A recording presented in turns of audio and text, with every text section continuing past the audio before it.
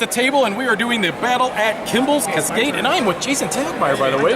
Hey, Jason, say hi to everybody. Okay, so we are going to be taught how we play this game real quick, and I've got my player board set up. I got to put the big cube here, big cube here. I got my spaceship, and I got another cube here. So we're going to find out what all this stuff does here real fast.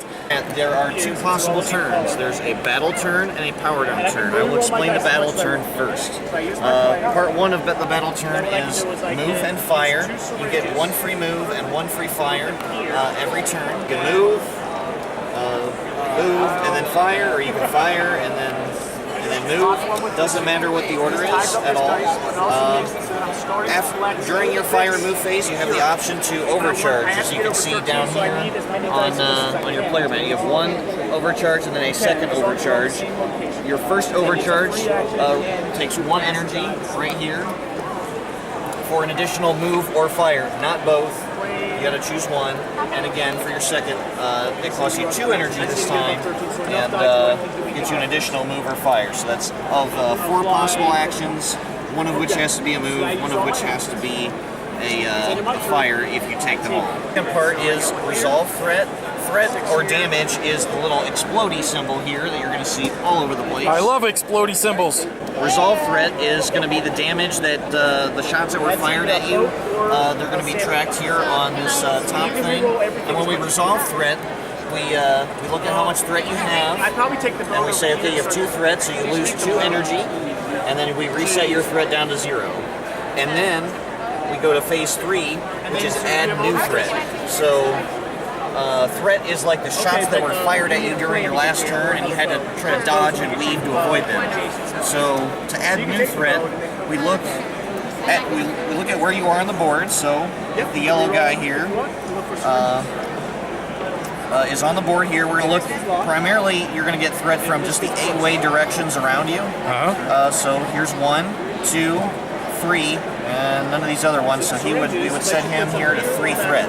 And that's a battle turn. So other than your battle turn, you can do a power down turn, which lets you can't move, but you can regain 2 energy, like it says there. It's a little energy symbol. Got it. And then we resolve threat exactly like in the battle phase, like I just described. Yep. And then we return PvP markers. One of the more fun parts about this game is you can shoot the other people, not just your enemies. Okay. So it's bad because it pushes the outbreak. Let me get your little guy here. We come to the board.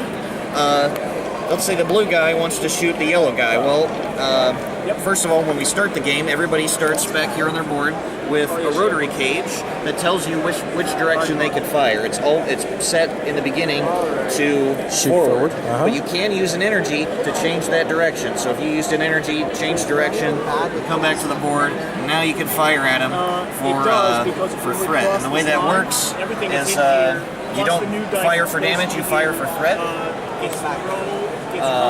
So you fired at the yellow guy, he would take a threat. And then he would take damage if he can't resolve that threat on his turn. Okay. You get rid of threat. It's probably a really important aspect of the game. You do that by dodging and weaving. You do that by moving. So, like I said, you're going to get chances to move, 1 free move, and your overcharges every time you move. So, let's say he moves, he's actually going to go down a threat. Okay. So it's like like in the video game, you're dodging and weaving out of shots, trying to avoid obstacles. This place is actually, because it's a video game, we're going to have achievements.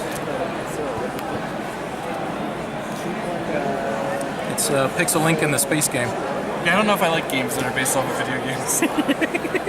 And everybody actually gets a mission card that slots into the mission space here.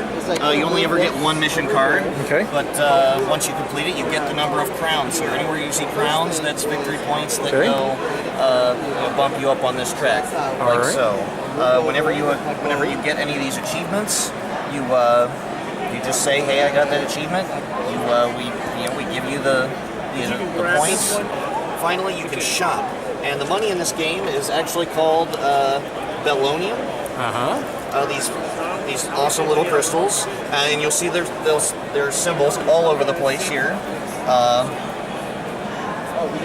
You get these things for defeating these enemies, which I'll get to in a second. When you shop, you can come here to get upgrades to put in your little slots. The generator gets you more maximum energy. The engine gets you more movements. The shield gets you lets you reduce threat easier. Everybody starts with the rotary cage. Yep. And these are your weapons, of course. You can also upgrade these things. So all of these also have backs to them. So you pay the little cost here to buy it or upgrade it, depending on which one it is. So this is level 2, so this is what you would pay to upgrade it. And that's what you get. Yep. We should be giving him So let's say we've gone through all of our turns. Let's say our guys are actually right here on the bottom. Well, we've ended our turn, and we're going to scroll. So this is going to go away. Everybody on this row is going to get pushed. This is going to go away. That's the purpose of the trades.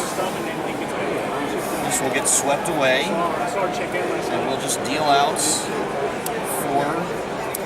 new cards.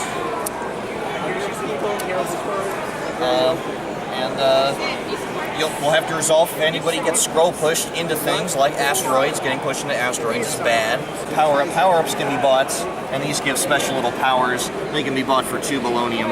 You can see there. Bolognium? Yeah, that's what they're called, Bellonium. Huh. The little crystals. Sound like bologna. So they got meat in it. Yeah, that's what everybody's been saying all day. day. When you want to fire and destroy things, you look at the little energy squares here for each of these things. Generally, if a unit or a square has one of these markers, it can be destroyed.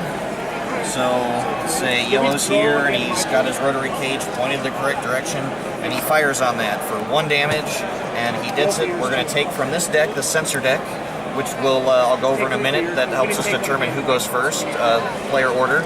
This will he would get destroyed. Just place it right over. Place it right over. You get the little Bellonium reward. When does it end? When does it end? Well, we've got this deck here, and all these little numbers. Letters and numbers have you build a deck, so there's some generally easier cards in the S1s here, the A1s, then we get to the W1s, and we'll get further and further until we get to the boss warning card. And perhaps you can see it in the video, this is like a robot eyeball guy that's actually the same one here. I kind of like it. And the bosses are actually like really massive. They're numbered 1 through 4, so we know how to place them. And big, giant tentacle guy. That is awesome. I love that. And this guy has a superpower. With these squares have superpowers with the exclamation points. These are immunities. So this is immunity to the gamma ray weapon back in the shop. Oh yeah. This is immunity to the flamethrower. So you wouldn't be able to shoot him with those. And like I said, these little crowns are all little glory. 2 symbols I've forgotten to go over. These big Bellonium crystals are actually global Bellonium. Anytime these are flipped over, even in the beginning of the game, everybody gets a free money. Okay. So it's a way to keep generating money so everybody has at least some money to be able to buy stuff and upgrade their ship. Awesome. Also, there's this big threat. This is a global threat. No matter where anybody is in the board, they're going to have to account for that on their little. They're going to have to account for that when they add new threat. Awesome. And basically, we keep going until at the very end. Once we get to the boss, the board will just keep getting smaller and smaller and smaller until finally, when there's only 2 left at the end of that turn, the game ends. I'm going to fire. I'm not going to move. Fire twice on this. That'll cost an energy. Yep. And this guy's actually an alien structure that is indestructible. I know that's a little confusing, but you'll still get. He stays on the board. Yeah, he stays on the board. And So you tied it up, man. we put a player marker on here to signify that you've shot at him. You can't do it again. Awesome. I can't, but he can. He can, yes. So we're done, right? We scroll. Yep. Okay. So that means you're going into You're going into a wormhole. wormhole, dude. I am going to wormhole right next to it. And you can move in a wormhole for free. It doesn't take any action. Unless another wormhole comes out, I might move up there. Okay, so you're in a wormhole and I'm on a normal. Them cards go away. This is going to slide to the bottom, new ones are going to come up. So it's kind of like you're just scrolling down and you're playing a video game. Yes, we are at and we have got a nasty boss coming out. Here he comes. So let's see what he looks like here. And he's like, I don't know how I like this guy a lot because this. he's the big tentacle monster from the logo. I hate tentacle monsters. Awesome. Alright, so he's giving a global threat, and his ability on these squares here with the exclamation point is whenever a boss part with the exclamation point symbol is destroyed, all players gain 1 threat. I love that. And he's firing copious amounts downfield here. When do you do that, though? You supposed to do that now? Everybody gets a global baloney. Oh, global baloney? Yep. Okay, so Jason, you and I both draw one. And we've got cards all over. Jason and I are sloppy players. Let's see what we're doing here. I've got 190, dude. What do you got? 170. Okay, so this is for initiative. So now what I'm going to do is I'm going to... I got some kick-butt missiles right here. I mean, this is amazing. But I need to get to where... Okay, can I hit him anywhere, like here, or...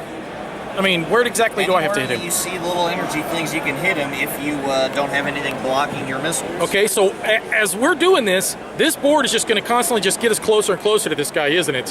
Yes. All right, so let's see what we can do here, folks. What's your thoughts on it? I lost terribly.